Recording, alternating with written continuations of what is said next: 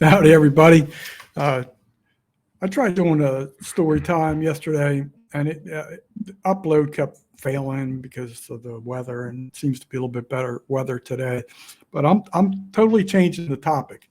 This is not the original story time 108 that I was trying to do yesterday. So I just changed it up today based on some new information I found out a little while ago, and it cracks me up a little bit.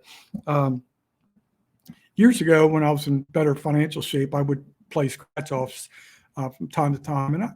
And I'd say, when I say years ago, um, 6, 7 years ago, I was pretty, I consider myself pretty lucky. And um, I probably hit $1,000 probably 4 or 5 times.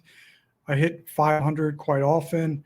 I've never won more than $1,000. But there's this old timer that goes all around to all the convenience stores in Bonita Springs, and he just goes around and he's bitten. He's got the gambler's disease, but the dude is so freaking lucky. Dude is, and I'll never forget this. This was probably 4 or 5 years ago. I'm going to probably closer to 5 years ago, whatever it was, and I'm going to the lottery office to cash $1,000 winner, and this guy is there, right? So he recognized me. I'm like, hey, and everything. But the guy's playing all the time. I don't know what he ever did for a living, but he must be loaded, and he's more loaded now when you hear the rest of this story. But so there's a local convenience store not too far from my mom's house, about a mile away, called Circle K. So I pop up there real quick at the convenience store, and I see somebody out front scratching some scratch-off tickets, and I look and I realize it's the same dude, right? So I'm like, man. And ironically, a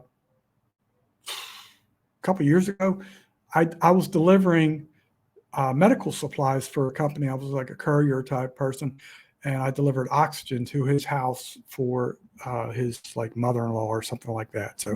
So I actually know where he lives and everything. Well, I'm in the convenience store, and he happens I went to the cooler, was getting a beverage, and then he was in front of me, and I see he had his debit card out. So the lady must have already known what he wanted, and because she had two $30 tickets waiting for him. So he pays for it and everything. She says, must be nice to be in, isn't it nice to be in the presence of a millionaire? And I'm like, well, I know the guy was pretty lucky. I know he wins a lot. She points to me. She goes, you see this $50 ticket, the 500X? She said he just won $25 million on that ticket. I'm like, oh, Lord.